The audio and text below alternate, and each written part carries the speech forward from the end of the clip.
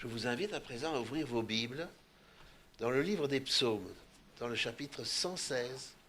Nous lirons les 8 premiers versets. Psaume 116, versets 1 à 8. J'aime l'Éternel, car il entend ma voix, mes supplications, car il a tendu son oreille vers moi, et je l'invoquerai toute ma vie. Les liens de la mort m'avaient enserré, et les angoisses du séjour des morts m'avaient atteint. J'avais atteint le fond de la détresse et du chagrin, mais j'invoquais le nom de l'Éternel. Je t'en prie, Éternel, sauve mon âme. L'Éternel fait grâce et il est juste. Notre Dieu est compatissant. L'Éternel garde les simples. J'étais affaibli et il m'a sauvé.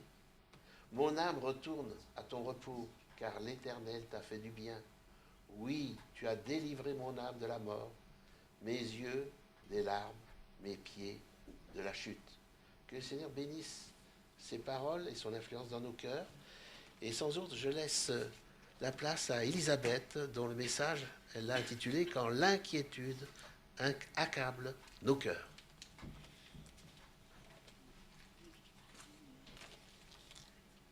Bonjour à tous et merci Jean-Claude pour la lecture de ce texte. Alors, lundi soir, Marc m'a dit que le prédicateur qui était prévu pour ce sabbat ne pouvait pas prêcher. Et, euh, et franchement, je ne sais pas pourquoi, mais les paroles sont sorties de ma bouche, il n'y a pas de souci, je vais prendre la prédication. Et à partir du moment où les paroles sont sorties de ma bouche, je me suis dit, pourquoi j'ai dit ça? Il n'y avait pas beaucoup de temps, donc ça fait à peine une semaine. J'avais bien des idées qui étaient dans mon esprit, mais rien de vraiment concret. Alors, je me suis dit, mais qu'est-ce que je vais faire? Alors, j'ai prié. J'ai demandé au Seigneur sa grâce. Et j'ai surtout prié parce que j'ai dit au Seigneur, Seigneur, que ce message, ce soit pas un message qui soit tiré de mon chapeau, mais un message que toi, Seigneur, tu places vraiment dans mon cœur et que je puisse être caché en toi, que les auditeurs, que ceux qui vont entendre ce message, euh, ne voient plus le canal, mais seulement la source de l'inspiration, pour être touchés, et pas seulement touchés, mais inspirés, encouragés, convaincus. Alors je désire que le Seigneur approuve ce message avant toute autre chose, que ce soit un message pour notre temps, mais aussi un message en lien avec les autres messages qui ont été présentés auparavant.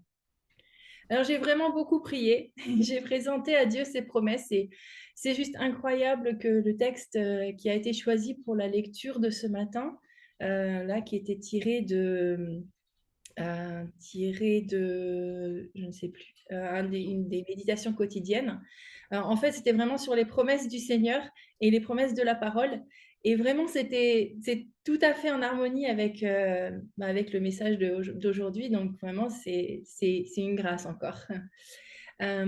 Donc, quand on présente au Seigneur ses promesses, il aime quand on le prend au mot, quand on vient à lui avec ses promesses et qu'on s'appuie sur elles pour notre vie de tous les jours. Quand on se tourne vers la parole de Dieu, on est enrichi et encouragé de le prendre au mot. Et donc, je vais reprendre le texte que nous a lu Jean-Claude, qui est le psaume 116. Donc, j'aime l'Éternel car il entend. Et ça, je trouve ça magnifique, car il entend ma voix, mes supplications. Il a penché son oreille vers moi.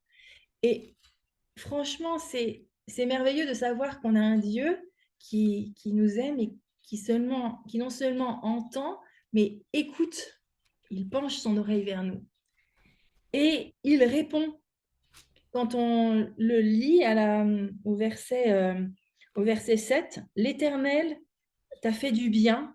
Oui, Éternel, tu as délivré mon âme de la mort, mes yeux des larmes, mes pieds de la chute. Donc le Seigneur entend notre voix, il écoute et il répond. Dans le psaume 4, au verset 4, il est dit « Sachez que l'Éternel entend quand je crie à lui ». Et le psaume 34, 7 nous dit « Quand un malheureux crie, l'Éternel entend et il le sauve de toutes ses détresses ». Il est près de nous aussi lorsque nous l'invoquons. Et on peut le voir dans Psaume 17, verset 6. « Je t'invoque, car tu m'exauces, ô Dieu, incline vers moi ton oreille, écoute ma parole. » Il est près de nous, il est à côté. Il nous invite même à crier à lui et il nous promet de répondre. Le psaume 50, verset 15 nous dit « Invoque-moi au jour de la détresse, je te délivrerai et tu me glorifieras. » Et Jérémie 33, verset 3 nous dit « Invoque-moi et je te répondrai. » Alors, c'est ce que j'ai fait. Je me suis tournée vers lui et comme nous le conseille Sir White dans le texte du livre Parabole, il est dit ceci: « Beaucoup désirent ardemment venir en aide à leurs semblables, mais sentent qu'ils n'ont aucune force spirituelle, aucune lumière à leur donner, qu'ils présentent leurs requêtes devant le trône de grâce et qu'ils réclament l'effusion du Saint-Esprit. Dieu est prêt à tenir chacune de ses promesses. » C'est vraiment en lien avec ce qui a été lu plus tôt dans le texte. Dieu est prêt à tenir chacune de ses promesses. La Bible en main, il faut dire « J'ai suivi tes directives, je me réclame de ta promesse. Demandez et l'on vous donnera, cherchez et vous trouverez, frappez et l'on vous ouvrira. » Alors, du coup, la Bible à la main, ouverte, je me suis accrochée aux promesses de Dieu qui sont dans Jacques 1, verset 5 et le début du verset 6. Donc Jacques 1, verset 5. « Si quelqu'un d'entre vous manque de sagesse, qu'il la demande à Dieu, qui donne à tous simplement et sans reproche, et elle lui sera donnée, mais qu'il la demande avec foi, sans douter. » Je vais m'arrêter là. Et aussi, je me suis accrochée au texte de Marc 11, verset 24. « C'est pourquoi je vous dis, tout ce que vous demanderez en priant, croyez que vous l'avez reçu et vous le verrez s'accomplir. » Donc, voilà, me voilà ce matin devant vous et je sais qu'il y a beaucoup de bienveillance et d'amour, alors je vous soumets les quelques réflexions qui me sont venues à l'esprit donc, pendant cette semaine. Depuis quelques trimestres, en fait, les messages que j'ai partagés avec vous ont été dirigés plutôt vers les pensées, la marche pratique dans notre vie chrétienne, l'importance de nos paroles, la santé mentale, en fait, tous ces sujets qui me touchent et qui me tiennent à cœur. Alors, il est important d'avoir des messages profondément théologiques qui nous permettent d'approfondir les vérités que l'on croit.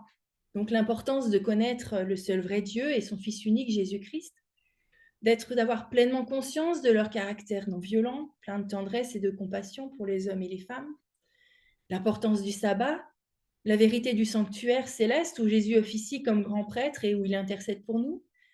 C'est important aussi de connaître, de prêcher sur le proche retour de notre Seigneur, tous les événements qui précèdent et amplifient la nécessité impérative d'être prêt, les prophéties bibliques. Et il est important de connaître les temps dans lesquels nous vivons, la géopolitique, d'avoir conscience de tout ce qui se passe autour de nous.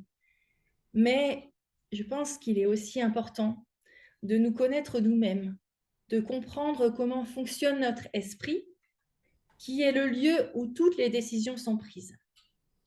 Notre esprit est la citadelle que veut détruire l'ennemi. C'est pourquoi on parle de lutte spirituelle, de guerre spirituelle entre le bien et le mal. Et dans le mot spirituel, il y a bien le mot esprit. Et cette guerre se tient entre les anges de Dieu et les anges du mal. Et le champ de bataille n'est pas tant Armageddon que notre esprit. Dans Témoignages, volume 3, Sir White nous dit que l'esprit est la capitale du corps. Et elle dit aussi, tous nos actes, bons ou mauvais, ont leur source dans l'esprit. C'est l'esprit qui adore Dieu et nous unit aux êtres célestes. Nombreux sont ceux qui passent toute leur vie, malheureusement, sans avoir conscience de l'écrin qui renferme ce trésor. Donc cela fait 6000 ans que l'ennemi de nos âmes étudie l'esprit humain. Alors il le connaît très bien et il agit en fonction de ce qu'il connaît. Et il tire les ficelles là où il sait que ça va nous toucher. C'est la raison pour laquelle je pense qu'il est important de parler de ce sujet. Nous pouvons avoir une connaissance de tout ce qui se passe, de la manière dont tous les événements futurs vont se passer. Mais si nous ne travaillons pas sur notre esprit, sur nos émotions, eh bien, nous pouvons facilement être vraiment submergés par ces émotions si nous n'avons pas conscience de l'importance de la santé mentale. Quand on écoute un petit peu autour de nous, on sent l'inquiétude et l'anxiété monter, la peur se révéler. L'anxiété est d'ailleurs devenue un problème majeur dans notre société occidentale. Le problème est complexe parce que le développement de notre culture moderne a donné lieu à un large panel de troubles anxieux. Il passe de la simple inquiétude aux troubles paniques, caractérisés par des crises d'angoisse qui semblent surgir de nulle part.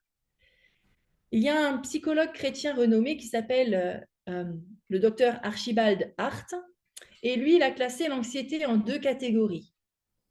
L'anxiété d'inquiétude et l'anxiété endogène. Alors, elles sont différentes dans le sens où l'anxiété d'inquiétude provient principalement des pensées que nous entretenons, alors que l'anxiété endogène, elle est causée par un mauvais fonctionnement de la chimie de notre cerveau ou de facteurs génétiques.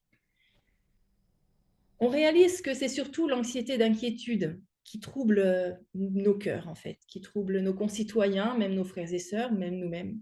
Et comme le docteur Hart l'a souligné, le stimulus déclenchant ce type d'anxiété trouve son origine au sein de nos pensées plutôt qu'à l'extérieur. Les dangers proviennent donc de notre imagination. C'est la raison pour laquelle Paul nous encourage dans 2 Corinthiens 10, versets 4 à 5, 2 Corinthiens 10, versets 4 à 5. Car les armes avec lesquelles nous combattons ne sont pas charnelles, mais elles sont puissantes par la vertu de Dieu pour renverser les forteresses. Nous renversons les raisonnements, et en hébreu, c'est les imaginations, donc c'est vraiment lié à nos pensées, et toute hauteur qui s'élève contre la connaissance de Dieu, et nous amenons toute pensée captive à l'obéissance de Christ. Donc cette anxiété est générée lorsque nous nous concentrons sur les pensées qui commencent par l'expression « et si ». Et si mon train arrive en retard et que je loupe ma correspondance? Et si mon mari, ma femme? Et si la Russie? Et si? La force de ce sentiment, de cette émotion peut varier en fonction de la personne et des circonstances. Et d'ailleurs, permettez-moi juste une petite parenthèse. On lit souvent la peur et l'anxiété. Et d'après ce que je comprends, alors d'après mon étude du texte en fait, la première émotion négative qui a eu lieu dans l'univers, c'est Satan qui l'a eu, et c'est l'orgueil. Mais sur cette terre, pour les êtres humains, la première émotion négative qui a été expérimentée ou ressentie par l'être humain, c'est la peur. Il nous est dit, Adam a eu peur. Et s'il me voit comme ça, qu'est-ce qu'il va dire? Lorsque nous ressentons de l'anxiété, il nous faut examiner les pensées qui nous traversent l'esprit et essayer d'analyser s'il n'y a pas des « et si » qui sont en train de parasiter notre pensée. Comprendre, très légèrement, ce n'est pas le moment, mais comprendre la physiologie de la peur et de l'anxiété est important. Alors là, on va être un petit peu plus technique, mais vous inquiétez pas, ça ne va pas être très long. Les glandes surrénales, qui sont donc au-dessus de chaque rein et principalement responsables de la gestion des situations de stress, produisent 2 types d'hormones, l'adrénaline et le cortisol. L'adrénaline agit rapidement et elle produit en nous l'élan soudain des effets physiologiques associés à la réponse de combat-fuite. C'est très rapide. Donc les effets de l'adrénaline agissent et petit à petit, ils s'estompent, mais c'est assez rapide. Tandis que le cortisol est une hormone qui agit lentement. Elle augmente notre vigilance, donc elle est importante. Elle prépare notre corps à répondre à un danger qui pourrait arriver. C'est une des hormones majeures stimulées par le stress et qui fait presque toujours appel à l'anxiété. Le stress est lié souvent à un danger à long terme face auquel nous ne savons pas comment réagir. Donc notre corps a besoin de ces 2 hormones, et tout particulièrement du cortisol, pour répondre à des situations que nous n'avons jamais rencontrées auparavant. Mais si une période de repos s'ensuit, le corps réajuste correctement son niveau de cortisol et ça va. Mais lorsque l'anxiété ou le stress chronique maintiennent les taux de cortisol sanguin élevés, eh bien, cela peut causer de sérieuses conséquences sur la santé parce que c'est à long terme. Alors, apprendre à gérer notre anxiété, notre stress est vraiment important. Et on a une amie avec qui on a passé régulièrement du temps. On les a connus en 2004. Et dans le contexte d'études sur les événements des derniers jours. Donc, voilà, ils étaient très au courant, ils nous partageaient ce qu'ils avaient appris sur ce qui se passe dans le monde parallèle un peu. Enfin, voilà, vous voyez ce dont je veux parler, avec le nouvel ordre mondial, avec toutes ces choses-là. Donc, elle était vraiment dans ce sujet. Et c'est vraiment quelque chose qui l'intéressait et la passionnait. Et pendant des années, elle a regardé des vidéos sur les événements de la fin et tout ça. Et pendant quelques années, on n'a plus tellement été en contact. Et quand je l'ai rencontrée de nouveau en 2020, je l'ai vue, j'étais très contente de la retrouver. Et du coup, en fait, ce qui s'est passé, c'est qu'elle m'a dit qu'elle n'était pas en très bonne santé. Elle avait des angoisses terribles et son corps en ressentait les effets. Et en repensant, donc en faisant cette étude, j'ai repensé à cette sœur et je me suis dit que c'était certainement lié à toute cette angoisse, tous ces contenus anxiogènes qu'elle regardait. Et donc, elle m'avait, en 2020 et 2021, elle m'avait beaucoup contactée pour que je puisse l'aider. Et donc, voilà, j'ai essayé de l'encourager à se fier à Dieu, à avoir confiance en lui parce que c'est une sœur adventiste, mais ce n'est pas évident. Alors, je pense que vous connaissez tous le nom Corrie ten Boom. Ça résonne peut-être en vous. Alors, Corrie ten Boom, c'est une dame hollandaise qui était née en 1892. Elle était horlogère, pardon.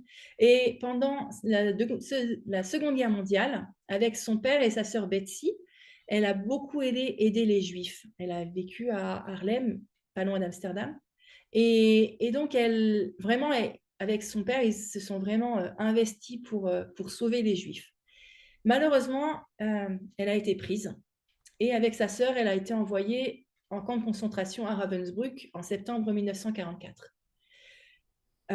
Sa sœur est décédée à Ravensbrück et elle a survécu, elle a été libérée et elle a passé le restant de sa vie à témoigner du pardon et de l'amour de Dieu. Et elle a écrit quelque chose de très intéressant que j'aimerais partager avec vous. Elle dit « L'inquiétude ne chasse pas le chagrin du lendemain, elle prive aujourd'hui de sa force. » Ce qu'elle veut dire, c'est que l'inquiétude porte aujourd'hui les peurs, les fardeaux de demain, avec la force d'aujourd'hui, sapant nos forces et notre joie. La peur n'allège pas les fardeaux, mais diminue au contraire notre capacité à gérer les problèmes d'aujourd'hui. Elle siphonne nos forces et détourne notre attention de la foi.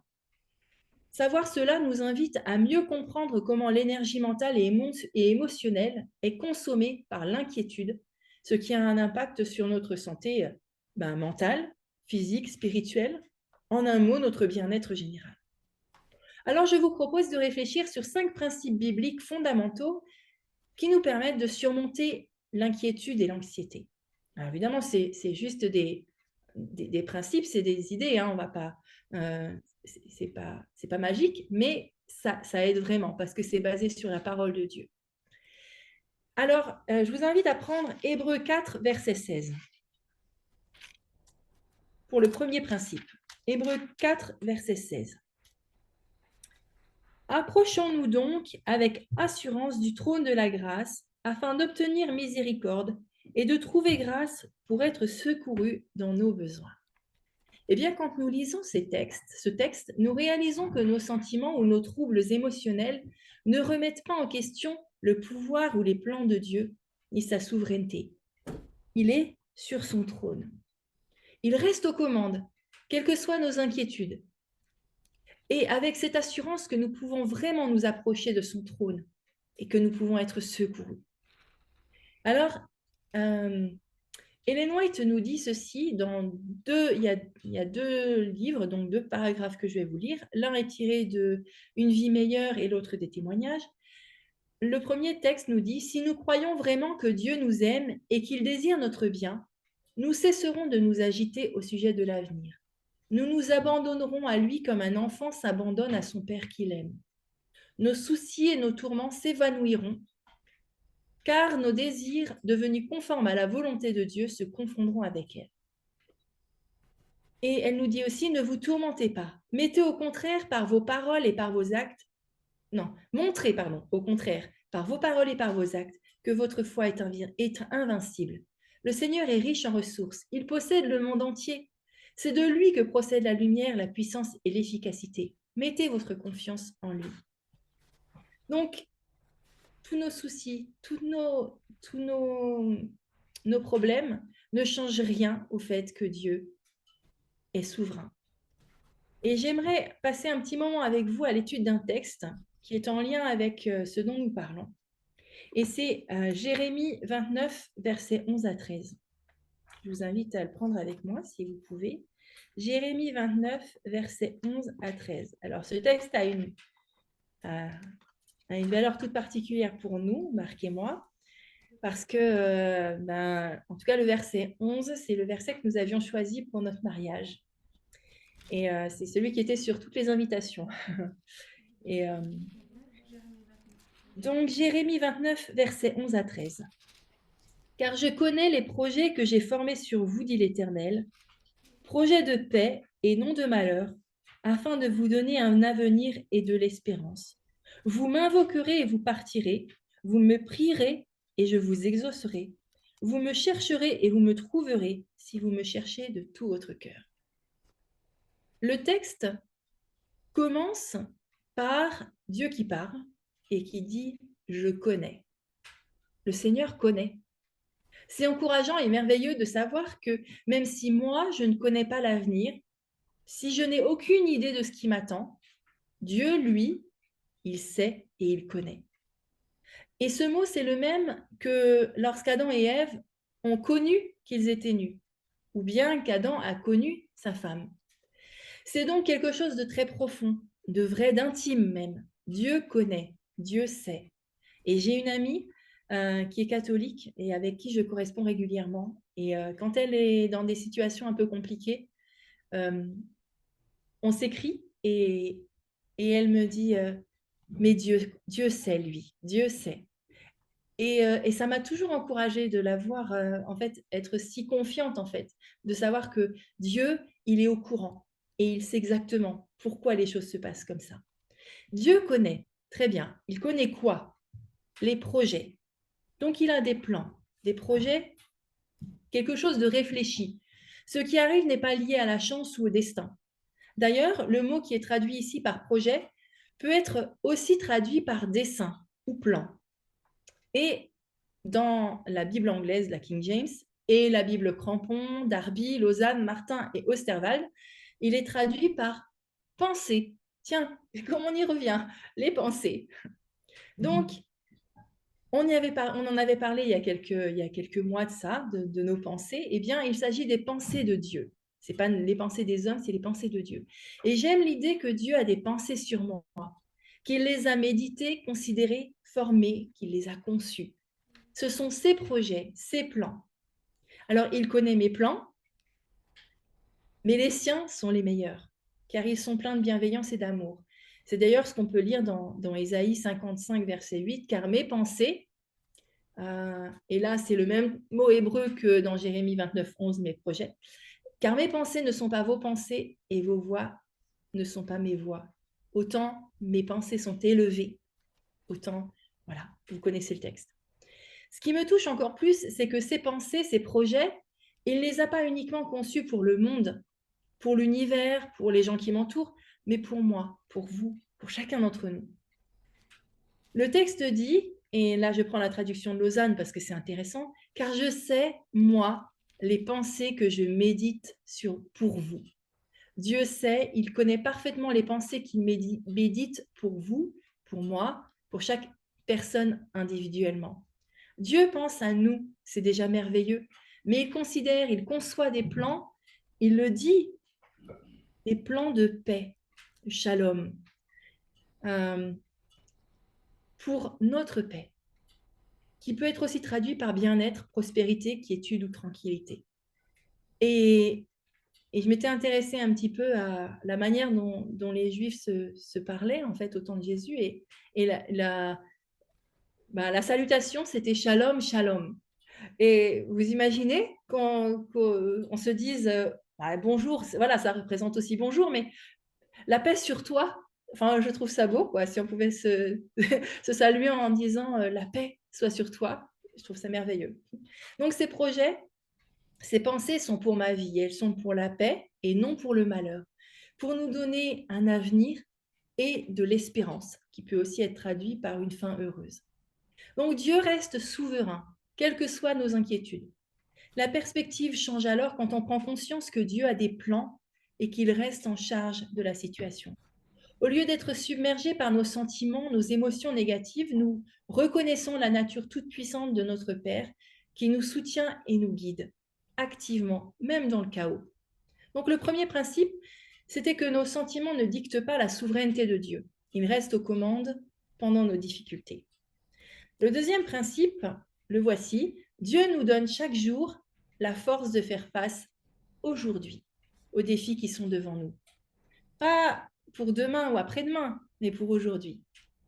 Jésus lui-même a dit, dans Matthieu 6, 34, « Ne vous inquiétez donc pas du lendemain, car le lendemain aura soin de lui-même. À chaque jour suffit sa peine. » Et dans Une vie meilleure, il nous est dit ceci, « Jésus ne nous a pas promis de nous aider aujourd'hui à porter les fardeaux de demain.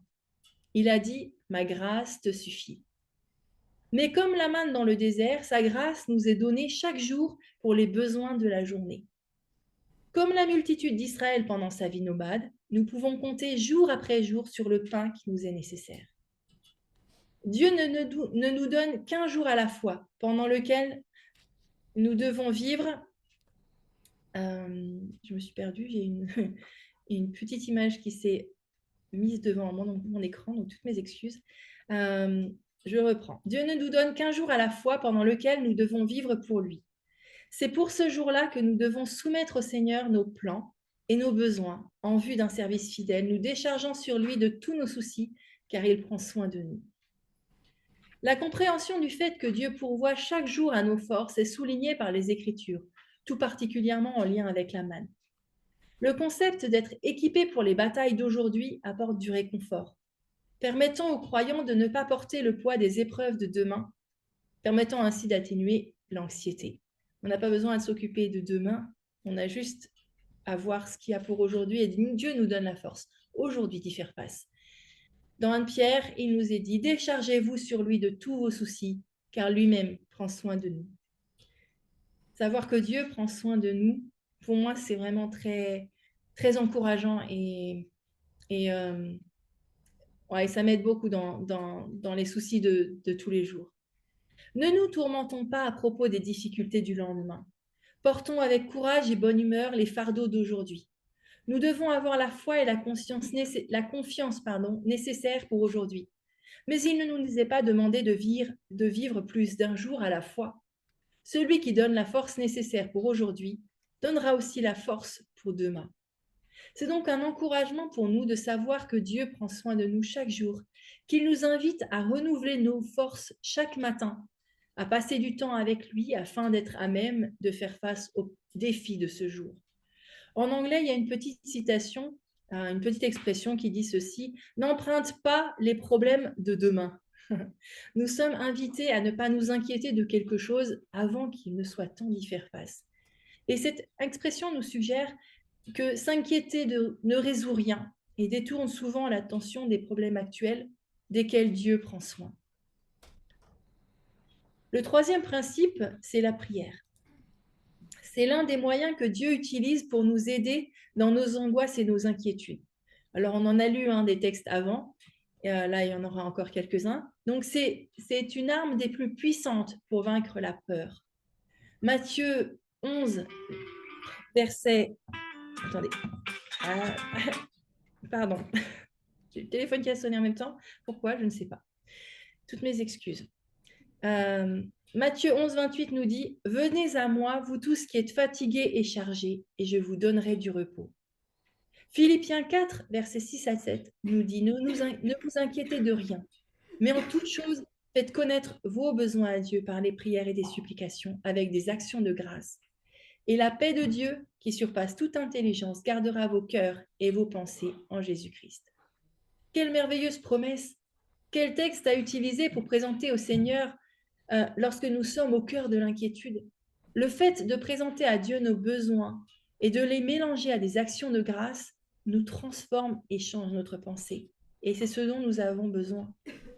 Cela nous incite à échanger nos inquiétudes contre la gratitude, en alignant nos perspectives sur la bonté de Dieu.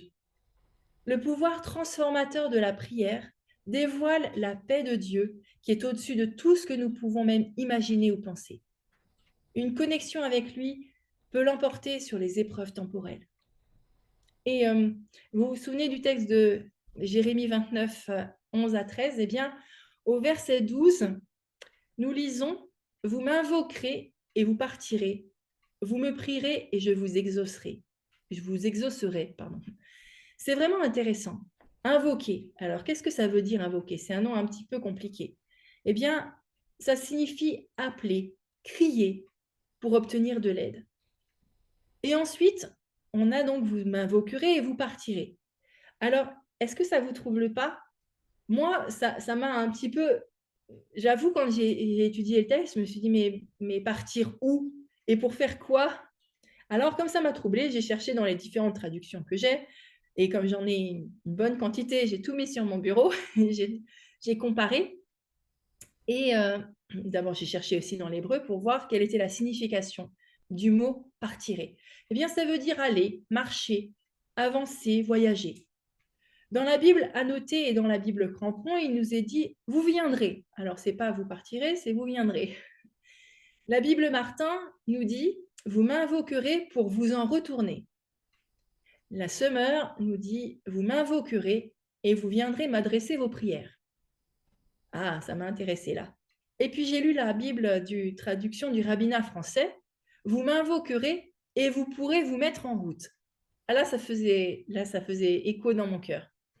Et dans la version Tob, parce que j'ai la version Tob, mais avec toutes les notes, donc c'est un gros livre, il est marqué « On peut aussi comprendre avec les commentateurs juifs, vous suivrez ma voie, mon chemin. » C'est comme si Dieu nous disait, dans la détresse, dans l'épreuve ou l'inquiétude, « Vous m'invoquerez, vous crierez à moi et vous vous mettrez en chemin, que ce soit pour aller aux fêtes ou au sabbat, ou pour suivre le chemin de l'Éternel, par la foi, vous m'adresserez vos prières, vos requêtes, et je vous répondrai. » Alors peut-être que je me trompe complètement et que le texte n'a pas du tout ce sens-là, mais moi, ce que je comprends, c'est que lorsqu'on invoque Dieu dans nos moments de prière, il y a une mise en route. On n'est pas statique. On appelle le Seigneur, on crie à lui dans nos inquiétudes ou nos soucis, quand l'angoisse serre notre cœur, et on se met en route par la foi. On ne reste pas dans notre état premier, on fait un pas vers Dieu parce que c'est lui qui nous attire. Ensuite, alors qu'on lui présente nos prières, nos requêtes ou nos sujets d'anxiété, il nous exauce, il nous libère. Ainsi, la paix de Dieu garde nos cœurs et nos pensées. Parce que c'est là, dans nos pensées, que commencent nos « et si ».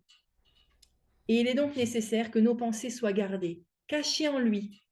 Et ainsi, on peut parler avec foi. Alors, le quatrième principe est un peu répétitif parce que voilà, on en a parlé un petit peu durant tout le thème de la prédication. Mais le quatrième principe, c'est pour moi s'accrocher aux promesses bibliques, de nous lancer dans les bras de notre Seigneur lorsque nous sommes inquiets. Vous vous souvenez quand vous étiez enfant et que vous aviez un souci quelconque, vos parents, généralement, ils voyaient qu'il y avait quelque chose qui n'allait pas et ils vous parlaient. Ils vous disaient « mais qu'est-ce qu'il y a? Qu'est-ce qui se passe ?» Alors, vous pouviez, si vous aviez vraiment confiance en vos parents, vous pouviez vous décharger de vos inquiétudes et savoir que papa et maman avaient dit que tout irait bien. Je sais que quand j'étais enfant, j'avais des soucis, des choses qu'un enfant a dans son esprit, des inquiétudes. Et parfois, j'en parlais à ma maman, puis je lui disais, puis elle me dit « mais non, t'inquiète pas, tout va bien se passer, ça va aller. » Parce qu'elle voyait au-delà, elle voyait plus loin. Cette promesse restait dans mon cœur. Et cette promesse reste dans nos cœurs. Tout va bien aller, les choses vont s'arranger parce que notre Père céleste connaît et qu'il a des promesses pour nous. Il en est de même avec lui donc, avec notre Père céleste. Sa parole est pleine de promesses pour chaque situation de la vie. Et en nous accrochant à ces promesses, nous pouvons marcher par la foi. Sachant que dans Philippiens 4,19, il nous est dit, mon Dieu pourvoira à tous vos besoins.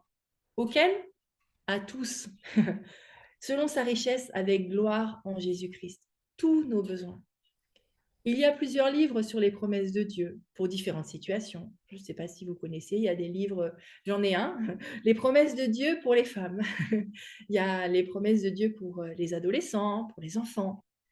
Mais une chose que je sais, c'est que mémoriser ces promesses, les faire miennes, les présenter au Père lorsque le besoin se fait sentir, c'est un des moyens les meilleurs pour balayer les pensées et les choses mauvaises dans mon cœur. Et on revient à une des citations que je vous ai lues au début. Dieu est prêt à tenir chacune de ses promesses. Chacune de ses promesses. La Bible en main, il faut dire, j'ai suivi tes directives, je me réclame de ta promesse. Et je sais que j'avais écouté, il y a quelques années de ça, je suis allée à un camp meeting, c'était en 1996, donc voilà, c'était il y a un petit peu de temps. Et je me souviens d'un frère, ça m'a beaucoup marqué, parce que je ne connaissais pas du tout cette manière de faire. C'était un frère hispanophone qui venait des États-Unis et qui nous disait que lui, il prenait sa Bible, il s'agenouillait, il mettait sa Bible devant lui et il priait les promesses de la parole de Dieu. Et ça m'a marqué, ça m'est resté à l'esprit. C'est pour ça que ce sujet m'intéresse et m'interpelle beaucoup. Et du coup, petit à petit, j'apprends à le mettre en place dans ma vie. Comme je vous l'ai dit, Dieu aime qu'on le prenne au mot et qu'on ait complètement foi et confiance dans ses promesses. Il nous assure la paix parfaite quand on se confie en lui. Il respecte toujours ses engagements envers nous. Ses promesses sont inébranlables. Il a promis de prendre soin de nous en toutes circonstances. Et cette promesse est valable. Elle transcende les soucis, les inquiétudes terrestres et offre la paix qui enveloppe nos cœurs lorsque nous lui confions nos fardeaux au lieu de laisser l'anxiété dicter notre existence. Ainsi, avec l'aide de notre Père céleste et de son cher Fils, nous pouvons nous concentrer sur l'éternité. Et c'est le 5e principe. Se concentrer sur l'éternité, sur Jésus, son amour, la paix qu'il nous offre. Ces défis de la vie peuvent réorienter notre attention sur les valeurs éternelles plutôt que sur les préoccupations temporelles. Ellen White, en 1897, a écrit ceci dans une lettre. Lorsque nous pouvons, malgré les circonstances adverses, nous reposer et nous réfugier sur son amour et nous réfugier en lui, nous confiant pleinement en son amour, le sentiment de sa présence nous inspirera une joie profonde et sereine. Une telle expérience nous permettra d'acquérir une foi qui nous met à même de ne pas nous inquiéter, de ne pas nous tourmenter, mais de dépendre d'une puissance infinie. L'assurance que la vie sur cette terre est temporelle, mais que le lieu où nous sommes à présent n'est pas notre maison, est un vrai encouragement dans les soucis du temps qui nous assaillent. Parce que, comme le dit Pierre, nous attendons, selon sa promesse, de nouveaux cieux et une nouvelle terre où la justice habitera. Paul aussi nous le dit. Nous sommes citoyens des cieux, d'où nous attendons aussi comme sauveur le Seigneur Jésus-Christ. Et quand on lit Hébreux 11, on voit ceci. C'est dans la foi qu'ils sont tous morts, donc ceux qui nous ont précédés, ceux qui avaient même précédé l'auteur de l'épître aux Hébreux, ceux qui sont morts sans avoir obtenu les choses promises, mais ils les ont vus et salués de loin, reconnaissant qu'ils étaient étrangers et voyageurs sur la terre. Mais maintenant, ils désirent une meilleure patrie, c'est-à-dire une céleste. C'est pourquoi Dieu n'a pas honte d'être appelé leur Dieu, car il leur a préparé une cité. Quand on pense à tous ceux qui nous ont précédés, à ceux qui ont souffert sur la terre, on avait étudié aussi au sujet des Vaudois, au sujet de ceux qui sont passés par des grosses épreuves, les premiers chrétiens qui ont été persécutés pour leur foi, mais qui sont malgré tout restés fidèles et qui considéraient la vie éternelle, qui voyaient le but, ils ne voyaient pas seulement le chemin, mais le but, Ils gardaient les yeux fixés sur Jésus. Eh bien, c'est un grand encouragement pour nous. La promesse de la seconde venue de Christ est une assurance réconfortante dans les épreuves auxquelles nous sommes confrontés aujourd'hui, parce qu'elles sont temporaires. Alors, certes, on pourrait dire que je ne vous parle pas des temps de la fin, des épreuves auxquelles nous allons bientôt avoir à faire face, que je ne vous parle pas de théologie, que je ne vous dis pas tout ce dont nous allons avoir à souffrir dans le futur. Et que peut-être je vis dans un monde dans lequel je pense que tout est facile et où il n'y a pas de difficultés et qu'il n'y en aura pas dans le futur. Eh bien, au contraire, j'ai tout à fait conscience des épreuves qui nous attendent. Je sais très bien que tout ne va pas dans le meilleur des mondes. J'ai conscience des temps dans lesquels nous sommes. Et je réalise aussi combien faible et fragile je suis. Et que ce n'est qu'en regardant à Jésus, en ayant les yeux fixés sur lui, en déposant à ses pieds toutes mes angoisses et mes inquiétudes concernant ces temps, mon incapacité à y faire face, que je peux vraiment être en paix et marcher avec assurance, en essayant au mieux d'encourager mes frères et sœurs, même si c'est parfois, voilà, je fais du mieux que je peux. Mais parfois, on peut se demander pourquoi, en tant qu'Église, en tant que groupe à La Roche, on est si en paix. Eh bien, quelque part, je pense que c'est parce que on a conscience des temps dans lesquels nous sommes. On sait ce qui est devant nous, l'épreuve qui est devant nous, mais on a choisi de dépendre entièrement de notre Père céleste, qui lui prend soin de nous. Et que l'inquiétude, ça sert à rien, qu'il nous faut nous préparer activement, mais qu'en plaçant en Dieu notre confiance et en sachant qu'il prend soin de nous, eh bien, c'est la seule manière, en fait, de pouvoir vraiment marcher près de lui. Je ne peux que vous encourager. Cultivons l'espoir de cette vie future en orientant nos pensées au-delà des luttes actuelles vers une existence glorieuse et sans souci avec Dieu. Parce que si on ne regarde pas à l'avenir et à la vie éternelle, ben peut-être qu'on ne pourra pas faire face aux événements d'aujourd'hui. Je vous laisse avec le dernier paragraphe du livre La Grande Controverse, juste avant de terminer. Donc, c'est vraiment le dernier paragraphe du livre. Le grand conflit est terminé. Le péché et les pécheurs ne sont plus. L'univers est purifié. Dans l'immense création, tous les cœurs éprouvent la même allégresse. Des ondes de vie, de lumière et de joie, jaillissant du trône du Créateur, envahissent les derniers recoins de l'espace infini.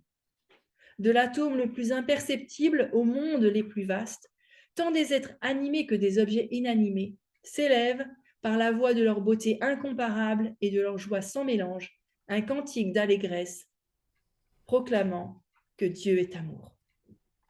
Contempler par la foi ce moment, le désirer et le chérir, quand tout est compliqué, est à mon sens la seule façon de pouvoir faire face aux événements grands ou petits auxquels nous sommes confrontés chaque jour et auxquels nous serons confrontés jusqu'au retour de Jésus. Le contempler sur son trône, savoir qu'il est toujours là, qu'il nous offre sa force pour faire face aujourd'hui à ce qui est devant nous, nous présenter à lui par la prière, nous accrochant à ses promesses et en les lui présentant quand le besoin s'en fait sentir et focaliser nos regards sur l'éternité et le retour de Jésus sont 5 principes que le Seigneur nous a donnés afin de nous aider. Puissions-nous les expérimenter dans notre vie quotidienne lorsque les soucis, les inquiétudes et les angoisses étreignent nos cœurs.